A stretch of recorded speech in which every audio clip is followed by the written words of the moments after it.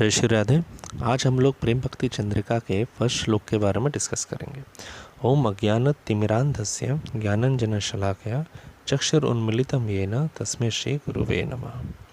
I offer my obeisances unto my Guru, who opened my eyes with the ointment pencil of divine knowledge and who dispelled the darkness of my ignorance। इसमें सबसे पहले जानने वाली बात यह है कि इग्नोरेंस क्या है। धर्म, अर्थ, काम और मोक्ष, इन्हीं चार चीज़ों को जो हम पुरुषार्थ करते हैं, यही एक्चुअल में इग्नोरेंस है। धर्म का मतलब होता है कि डिज़ायर फॉर रिलीजियस मेरिट, जैसे हम यज्ञ करते हैं, पूजा पाठ करते हैं, डोनेशन करते हैं, सोशल सर्विस करते हैं। These are all the religious practices which are practised by कर्मीज who desire to be rewarded in heaven in the next life। Actual में ये सब एक माया का ज़ोरदार थप्पड़ है। अब वो कैसे है देखते हैं। जैसे कि आप अच्छा काम करते हैं तो आप हेवन में चले जाते हैं, और जब उस काम का जो आपका अकाउंट है वो ख़त्म हो जाता है, फिर आपको वापस हेल में या अर्थ में आना पड़ता है। तो ये साइकिल ऊपर नीचे चलते ही रहता है, और आप कभी भी इस साइकिल से निकल नहीं पाता है। इसलिए धर्म को भी इग्नोरेंस कहा गया है। अब दोस्तों देख लेते हैं कि अर्थ और काम को भी इग्नोरेंस क्यों कहा गया है, जिसमें कि पूरी दुनिया लगी हुई है। अर्थ, ये इकोनॉमिक प्रॉफिट। हम लोग पैसा क्यों कमाते हैं? ताकि हम अपने पांचों इंद्रियों से सेंस एंजॉयमेंट कर सकें। और काम का मतलब क्या होता है कि सही और गलत की परवाह किए बिना सिर्फ सेंस एंजॉयमेंट करना। इसी की वजह से आज दुनिया में इतने सारे क्राइम हो रहे हैं। हम लोग अपने बॉडी में और अपने बॉडी के रिलेशनशिप्स में और सेंस एंजॉयमेंट में ही फंस के रह जाते हैं, and we keep suffering in the repeated cycle of birth and death. इसीलिए अर्थ और काम को भी इग्नोरेंस कहा गया है।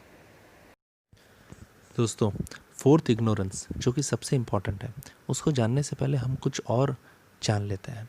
ये माया क्या है जिसकी जकड़ में हम सारे हैं। आप माया को एक चुड़ैल की तरह इमेजिन कर लीजिए, जिसने हमें ये भुला दिया है कि हम कौन हैं, और जिसने हमें सिर्फ अपने बॉडी में ही उलझा के रख दिया है। अब ये माया हमें 3 तरीक़ों के सफरिंग से पीड़ित करती रहती है, और हम हैं कि इसी में एंजॉय करते रहते हैं। ये 3 टाइप की सफरिंग्स होती है, जो दूसरे हमें देते हैं, जो नेचर हमें देती है, और जो हमारा मन खुद हमें देता है।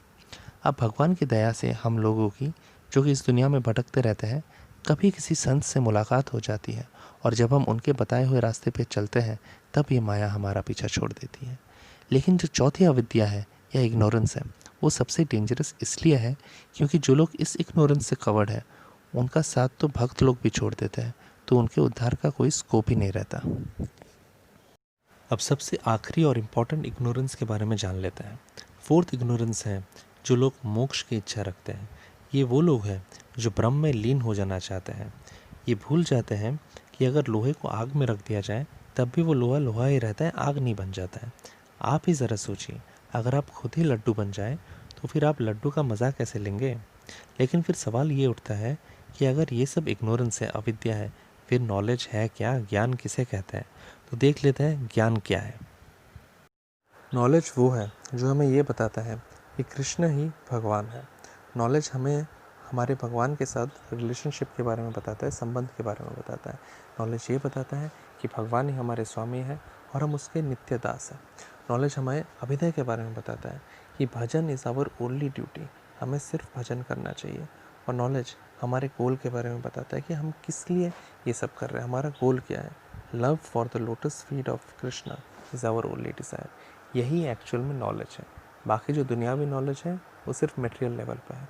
स्पिरिचुअल नॉलेज ये है जिससे कि हम इस बर्थ और डेथ के साइकिल से निकल सकते हैं।